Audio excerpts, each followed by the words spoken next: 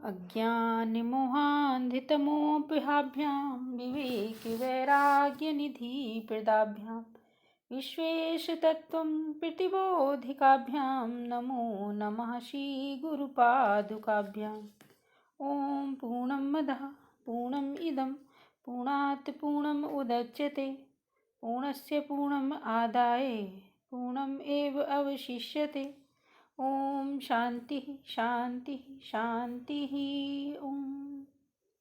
प्रणाम भगवान। मृत्यु के उस पार स्वामी हंसानंद सरस्वती जी का दिव्य ग्रंथ। और आज का शीर्षक है भगवान, सत्य के दर्शन के लिए अध्यास की निवृत्ति आवश्यक है। सत्य के दर्शन के लिए अध्यास की निवृत्ति आवश्यक है।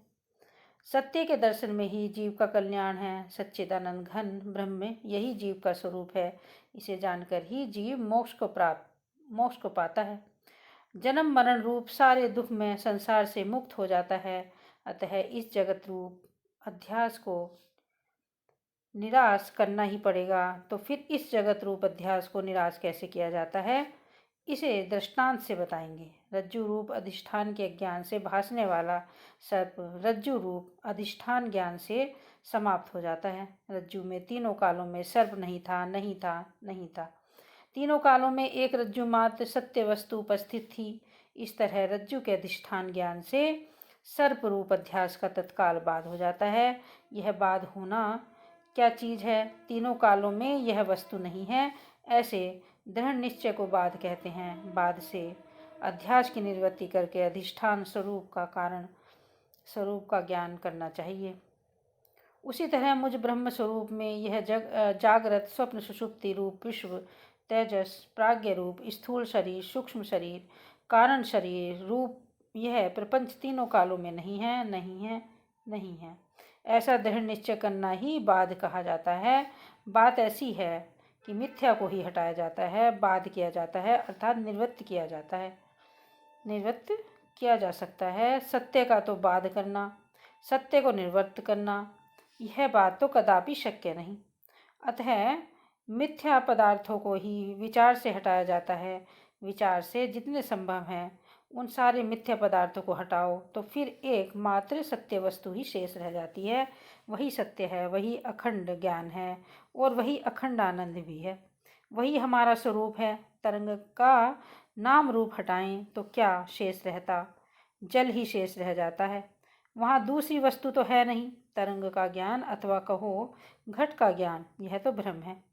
जल का ज्ञान, माटी का ज्ञान ही सत्य है। संसार के ज्ञान को ज्ञानाध्यास कहते हैं। स्वरूप में जगत का भान होना, देहों का भान होना, यह स्वरूपाध्यास है। इनका बाध करें तो तीनों कालों में ये है ही नहीं।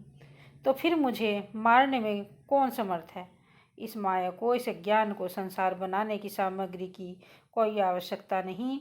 बात ऐसी है कि वास्तव में कुछ बनाना हो तो सामग्री की आवश्यकता है।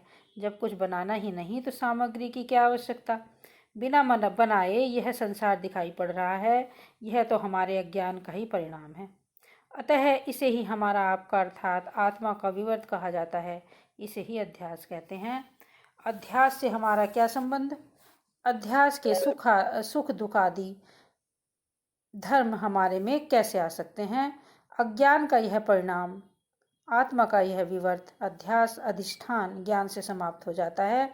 तो जो हमारे ऊपर कोई परिणाम न करे, हमें छुए तक नहीं, ऐसा यह जगत रूप अध्यास हमसे उत्पन्न होए, हम में रहे और हम में ही लीन होए तो हमारी क्या हानि है? निर्गुण निराकार निष्क्रिय चिदानंद घन ब्रह्म स्वरूप से यह अध्यास न निकलता है, न कभी वर्तमान रहता है, न कभी विलय ही होता है। केवल ब्रह्म तत्व समझाने के लिए ही यह प्रक्रिया बनाई गई है। आत्मा में आकाश आदि प्रपंच की उत्पत्ति होती है। यह तो आत्मा में प्रपंच की उत्पत्ति का आरोप किया गया है। आकाश आदि प्रपंच होते ही नहीं, बस प्रतीति मात्र होती है, यह कहना अपवाद हो गया। तो मैं आत्मा वेद तत्व हूँ, सदा सर्वदा रहता ही हूँ। कोई कल्पना से ही मुझसे उत्पन्न हो या कल्पना से लीन हो या कल्पना से ही मुझ में किसी की प्रतीति होवे तो मेरी क्या हानि हुई, क्या लाभ हुआ? मेरा क्या बिगड़ा, मुझ सच्चिदानंद परमात्म तत्व में क्या फर्क पड़ता है, अर्थात कुछ भी नहीं। इससे अगला शीर्षक है भगवान ब्रह्माकार आवृत्ति कैसी बनानी होती है। ओम शांति शांति शांति।